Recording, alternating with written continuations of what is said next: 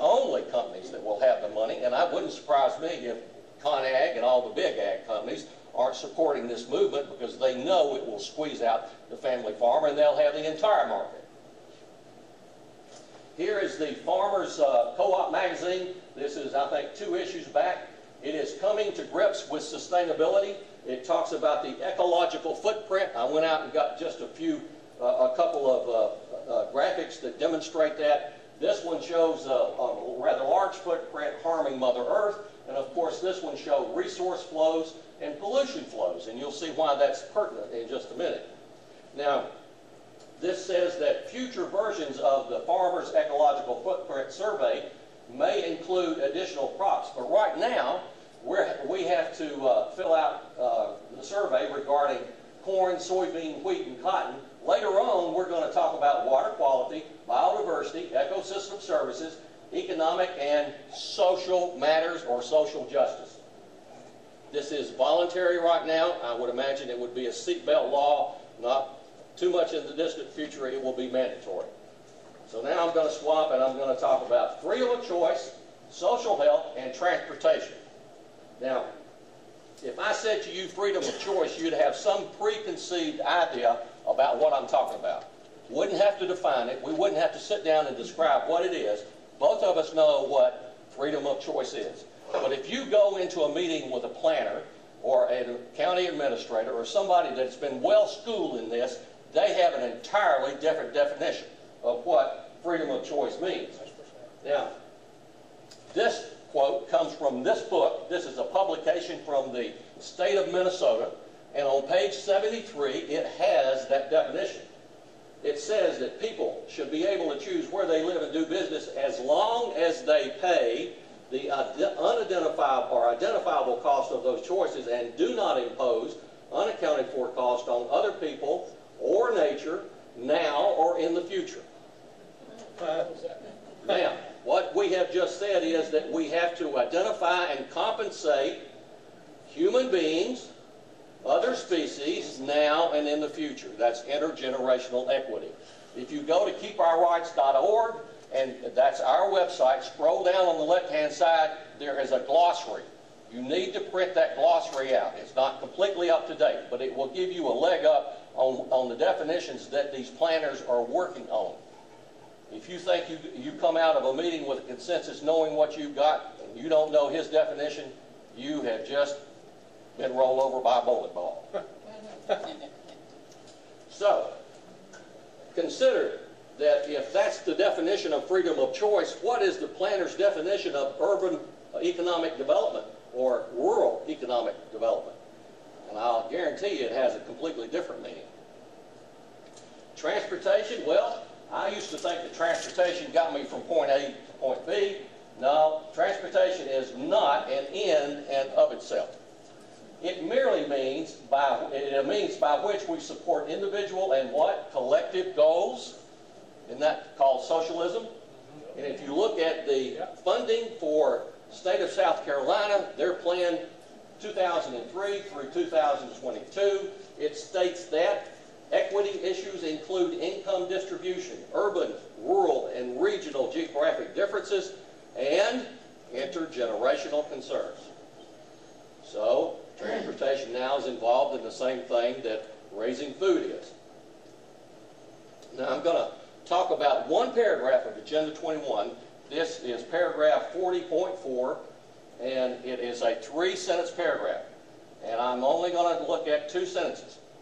And it says, commonly used indicators such as the gross national product and measurements of individual resource flows and pollution flows do not provide adequate indications of sustainability.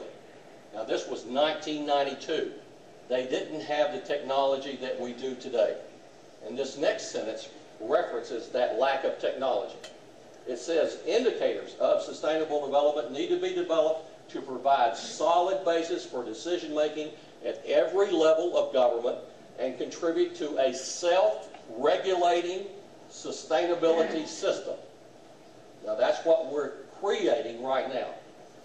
For instance, there is the I-95 Coalition, and it includes every state in the Union from Florida to Maine. on the East Coast, and some organizations in Canada, and there are a total of 35 authorities and or organizations involved in this. Now, if you're taking notes, here's the name of the document, and it is Multi-State BMT. Everybody know what a BMT is? Got anybody? Vehicle Miles Traveled. Look at your comprehensive plan, see if it has VMTs. This is a fee and institutional legal analysis. So let me tell you what it says.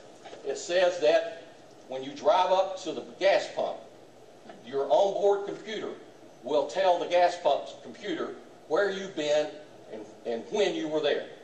For instance, if you drive through a ecologically sensitive area and there are some endangered species there, you have harmed their environment. And in order to purchase gasoline, you'll have to pay a mitigation fee for having harmed their environment. And they are now in the process of trying to figure out how to bring the jurisdictions in this span of East Coast states on board about how to divide the money. Because nobody's going to collect it. It's all going to be predetermined as you drive up to the pump. And everybody's going to have their hand out. I mean, this is going to be easy money. Won't have a tax collector at all. So I'm going to now put my opinion in on what the next step on this. University of North Carolina has an urban institute, and during a conference this past year, or this year actually, they discussed the degrees of disadvantaged. And they said that they are divided into the elderly over 75, the physically disabled, carless households, low-income households, female head of household with children, limited English proficiency individuals, Hispanic, Latino individuals, and last but not least, non-Hispanic minorities. Now that's how they have divided the disadvantaged groups in America. So now if you have divided the disadvantaged, would you divide the advantaged group? And could that database look at you as you drive up to that pump and determine that you are an advantaged person and that your father, your grandfather, were all advantaged over other groups, and then you need to pay a higher mitigation fee and transfer that money to these groups because your ancestors have been doing the same thing you're doing. This mindset never ends. I couldn't dream that up if I had to. You might not be a Democrat. Well, yeah, but I'm not a Republican either. Now let me pick up on just some graphics on sustainable development on this top half. We have the Earth Rights Institute. They are promoting the Pledge of Allegiance to the Earth. And you'll see an example of that in just a minute. If you also remember, there was a president from a South American country that said that every constitution in the world should adopt the concept of Earth rights. Next to that is Vanderbilt University, and all I did was type in Vanderbilt and Sustainable Development in parentheses, and logo pops up. You can do that for any university you want to. Under the Earth Rights Institute is the Campus Sustainability Conference. It was 6 days in 2008. It was sponsored by the American Association of Community Colleges. And next to that is the Stool of Sustainability. It is the second most recognized logo for sustainability. Next to that is the logo that was actually in the comprehensive plan for Elmore County, and it had the definition for sustainable development. Now, in Elmore County, which is very rural, the 5 commissioners said, we don't know anything about sustainable development or the United Nations, and our comprehensive plan says nothing about it. Well, we had a couple of meetings and presentations, and it was shown that this was indeed part and parcel of the comprehensive plan. So either they were ignorant of having spent a large sum of money to print copies of this plan and bring this plan to fruition, or they were just lying about it. So 3 out of 5 got voted out of office. So now it's been shelved in Elmore County. Now this one is the mayor of Eufaula. He is drawing the very same 3 circles on a dry eraser board. He partnered with the Audubon Society to become Alabama's first sustainable community. And above that is Lipscomb University. And I did not know that Lipscomb University existed until I began to look at Hole in Wall and Lewis County, which we'll look at in just a minute. They are transitioning to sustainable development using permaculture, and this individual is helping them make that transition. He is director of the Institute for Sustainable Practices at Lipscomb. Now, this is a Church of Christ supported school. They are known to be extremely conservative. And I have a friend, a lifelong friend, that is a member of that church. He would be mortified to know that his money has gone into the collection plate to actually help somebody do this. Now, at the bottom half, I want to try to bring this home, that this is a religion. This is the Ark of Hope. It was created out of one tree in Germany. It is designed to be a copy of the Ark of the Covenant. It was shipped to the New England states. It was hand-carried down the East Coast to the United Nations meditation room, where it laid in rest, and I guess people came by and spoke to it. I don't know exactly what you would do to that, but at any rate, this photograph over here, it really looks like someone's placing something before it as if it was an altar, and I do have photographs of people holding hands standing around this, and it does appear that they're praying. I have no idea why you would stand around and hold hands around a box, but at any rate they do. Now, this box, this Ark of Hope, held the Earth Charter. And Gorbachev said, "My hope is that this charter will be a kind of 10 Commandments, a Sermon on the Mount, that provides a guide for human behavior toward the environment in the next century." I think people that really believe in this really do think it is a religion. So now here is the Pledge of Allegiance to the Earth. This is not an isolated instance. Go to YouTube, type in Pledge of Allegiance to the Earth, and you will see more of the same.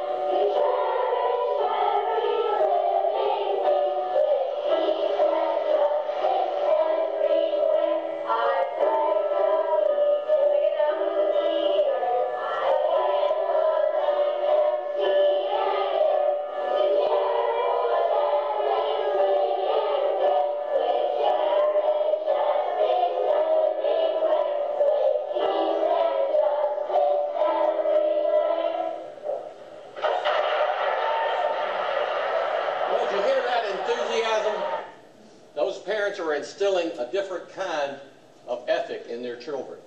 And what Lincoln said so many years ago is true. He said that what is taught today in the school is reality for tomorrow. And if you want a homework word, go home and look up a janissary, because these children are in fact a modern day janissary. They look like us, they may talk like us, but they will not be us because they do not hold the same principles that we do. Now let me talk about Tennessee's first Transition Initiative. This is a movement to sustainable development through permaculture. Permaculture is a global movement. They have a magazine. They are worldwide. And they're headquartered in Australia and England. And their philosophy is quite applicable to what we're talking about in sustainable development.